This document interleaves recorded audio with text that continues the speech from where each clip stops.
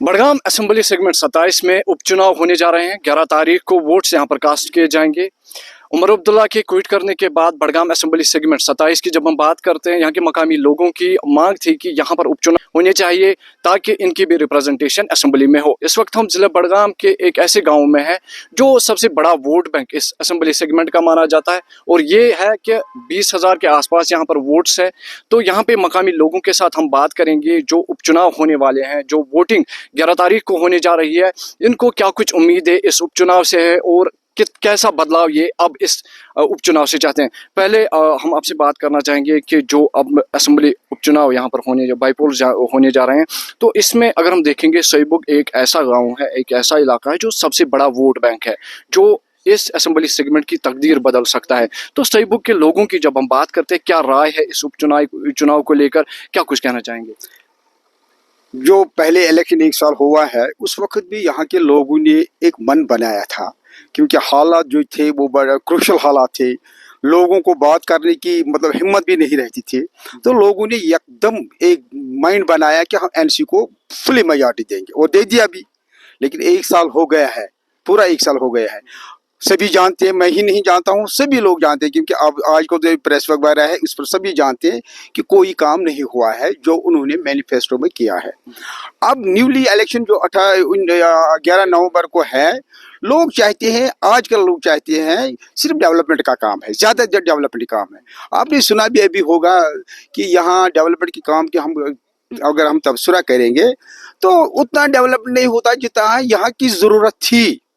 यही अभी कॉलेज का मसला था, ये सारे इलाके का है।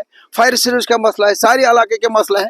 और यहाँ हमने बार बार कोशिश की है, यहाँ के जवानों ने भी, यहाँ के जो भी सोशल एक्टिविस्ट हैं या यहाँ के जो बाकी लोग हैं, बहुत कोशिश की है अपने अपने लेवल पर, सब ने की अपने अपने लेवल, लेकिन नहीं हो सका है। और हम चाहते हैं आज जो लोगों को पता ये चले कि आज कौन सा काम करेगा जो अपना उनको होगा, अपनी कंस्टिट्यूंसी का होगा, क्योंकि उस पर अप्रोच इजी होगा। लोग वही चाहेंगे आज कि जो इजी अप्रोच होगा, कौन होगा वो लोगों पर ही मुनहसर है।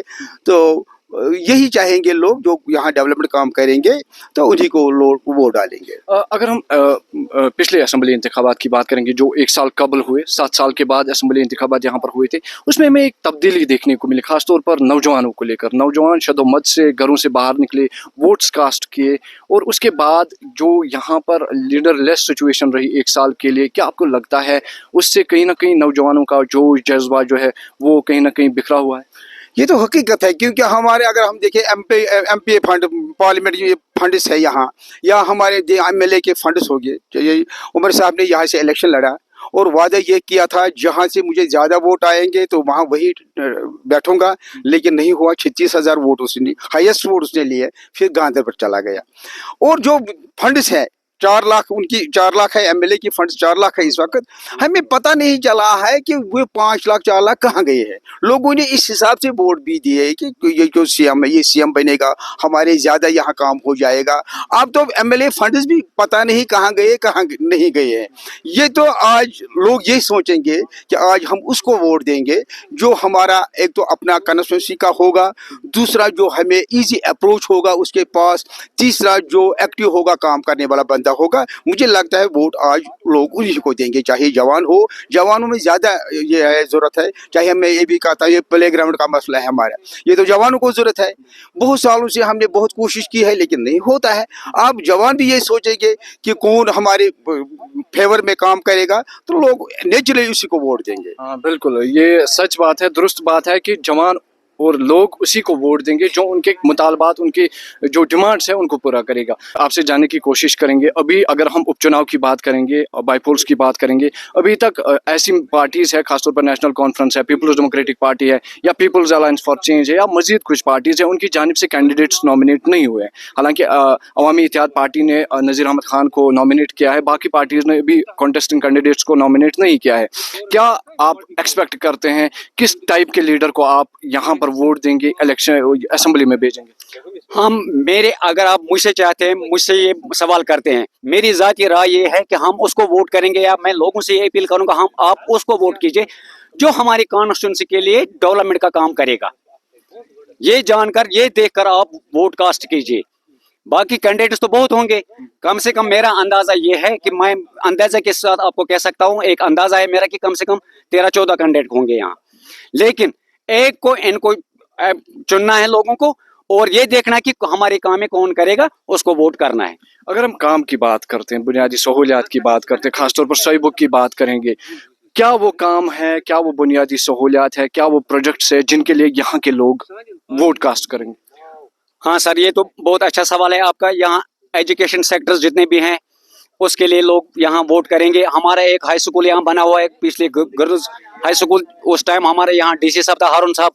आप ये भी देख रहे हैं कि वो रिटायर भी हो गया, बिल्डिंग वैसे ही है, वो ढांचा खाली बना है, बाकी उसमें कुछ नहीं बना है, बिल्डिंग वहीं पड़ी हुई है। हमारा पीएचसी है जो 1962 में बना हुआ है, अभी पीएचसी है, आधी बिल्डिंग है आधी नहीं है, उसके लिए लोग वोट करेंगे। वो हम चाहते हैं कि उसको अपग्रेड कीजिए, आप सब डिस्ट्रिक्ट अस्पताल बनाए। ये हमारा कॉलेज यहाँ जहाँ आप हमसे बात कर रहे हैं, हमारा कॉलेज देखे 18 में ये इन्वेस्टमेंट हुआ है, 18 में टेंडरिंग हुई है, 18 से अभी तक काम चल रहे हैं। अभी आप देखिए कि प्लान कंप्लीट नहीं हुए। बार हम गवर्नमेंट से ये अपील कर रहे हैं कि मेहरबानी करके इसमें जरा जल्दी कराए आप लोग, नहीं हो रहा है। हमारा ये जो बॉन्ड रोड, मैंने अभी आपको बताया कि बॉन्ड रोड यहाँ हमारे 7.5 करोड़ रुपया प्रोजेक्ट बना हुआ है, 400 मीटर में मैकडम नहीं करने देते हैं वाइल्ड लाइफ वाले। तो हमने डिपार्टमेंट को, हमने मुतलका हुकूमत को, जो अभी बनी हुई हुकूमत है, कठपुतली हुकूमत, खाली ये रट लगाई हुई है हमें सिटी रोड चाहिए। आप मुझे ये बताएं कि दिल्ली में यूनियन टेरिटरी नहीं है, पौंडीचेरी में नहीं है, वहाँ क्या बोलते हैं उसको, गोवा में नहीं है।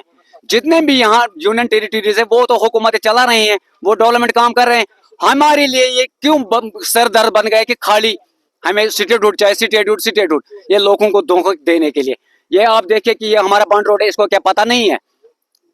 जो कल इसका ये डिप्टी सीएम बयान दे रहा था, उसको ये पता नहीं है वो क्या खाली लोगों का क्या काम कर रहे हैं।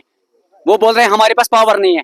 पिछले हफ्ते इन्होंने बारामूला का सीईओ उसको ट्रांसफर कर दिया, उसको अटैच कर दिया वहां। वो पावर है जो यहाँ अपने जिसको ये चाहते हैं उसको जहां चाहते हैं वहां ट्रांसफर करते हैं, वो पावर है। जो अभी पिछले बारी इन्होंने बजट दिया था, असेंबली मेंबरों ने, हमारे मिनिस्टर एमएलए साहब ने भी, जो अभी विड्रा एमएलए साहब है, चीफ मिनिस्टर साहब, उसने हमारा ये प्लान दिया। इसने क्या लोगों को पूछा कि आपको क्या जरूरत है? वो सोईबुक आया, उसने कोई नुमाइंदा सोईबुक भेजा। आज तक 1 साल में यहाँ कोई गवर्नमेंट का मिनिस्टर आया, कोई एमएलए आया, आज तक मुझे ये बताए, ये मुझे दिखाए ना। खाली इसका वो जो डिप्टी सीएम है खाली बयानबाजी कर रहा है। नाराजगी आपकी दिखाई दे रही है और यही सूरत हाल है। आपसे मुख्तसरन जानना चाहेंगे, जैसे आपने कहा कि यहाँ पर कोई लीडर नहीं आया जब से उमर अब्दुल्ला ने क्विट किया, यहाँ पर कोई रिप्रेजेंटेटिव नहीं आया। हालांकि नेशनल कॉन्फ्रेंस की जानिब से नासिर असलम वानी को यहाँ पर रखा गया था एज केयर टेकर रिप्रेजेंटेटिव इस असेंबली कॉन्स्टिट्यूंसी का। क्या वो यहाँ पर आए? कब आए हैं आप मुझे बताएं, कब आए? आप तो एक मीडिया पर्सन है, आपको तो इन्फॉर्मेशन होगी। आपने कभी उसका ये कोई रिकॉर्डिंग यहाँ की किसी प्रोग्राम की? वो कभी नहीं आया। तो आपको लगता है उपचुनाव के जो उपचुनाव होने वाले हैं उससे बदलाव आ सकता है? लोग भी बदलाव चाहते हैं? बिल्कुल, लोग 100% बदलाव चाहते हैं और इनसे नजात चाहते हैं। एनसी से वो नजात चाहते हैं। जब इनका बड़ा ही घर का जिम्मेदारी बेईमान होगा तो नीचे वाले क्या होंगे? इन्होंने हमारे साथ बेईमानी की, धोखा दिया लोगों को। उस टाइम मैं यहाँ चीफ मिनिस्टर बन के रहूंगा, फिर कहाँ गया? जब पिछले बार इसने 1 महीने पहले यहाँ प्लान दे दिया, सीडीएफ का प्लान जो दिया एमएलए का, ये लोगों को पूछने आया कि आप लोगों को क्या जरूरत है? अपने वर्करों को वहां बिठा के ले लिया, फोन पे उनसे पूछा कि कौन कौन सी काम करने है, वो रख दिया। 5 करोड़ है एक एमएलए के फंड्स 1 साल के लिए, तो हमें कुछ हिस्से में नहीं आया सोई बुक में। ये हमारा लिस्ट वो दिखाए क्या रखा है हमारे प्लान में और किस बुजुर्ग से यहाँ बात की है। मैं एक जवान हूं, मुझे छोड़े, लेकिन कम से कम हमारे बुजुर्गों को इनको पूछना था, हमारे औकाफ वालों को पूछना था, सोशल जो सिविल सोसाइटी के मेंबर यहाँ हैं उनको पूछना था, जो सोशल एक्टिविस्ट है उनको पूछना था। किसको पूछा? इन्होंने खुद बनाया। इसलिए मैं लोग आपके वसात से लोगों से यही अपील करता हूँ, मेहरबानी करके सोच समझ कर इस टाइम वोट डालिए हमारी कॉन्स्टिट्यूंसी में, और बाहर वाले को भी यहाँ आने मत दीजिए। शुक्रिया सर। चलिए, शुक्रिया हमारे साथ बात करने। ये बात दुरुस्त है कि जो लोग हैं, लोग तरक्याती काम के लिए, तामीराती काम के लिए, बुनियादी सहूलियात के लिए वोट देते हैं। और बड़गाम उपचुनाव आने वाले हैं और फिर से एक बार बड़गाम के लोग कह रहे हैं कि हम उन्हीं तरक्याती कामों के लिए, बुनियादी सहूलियात के लिए वोट देंगे। और अब की बार यह है कि जो इलेक्शंस में कॉन्टेस्टिंग कैंडिडेट्स होंगे उनको देखकर वोट्स दिए जाएंगे, ना कि पार्टी को देखकर। जिला बड़गाम के सोईपुर से मैं जी जम्मू कश्मीर लद्दाख के लिए नूरुल अमीन।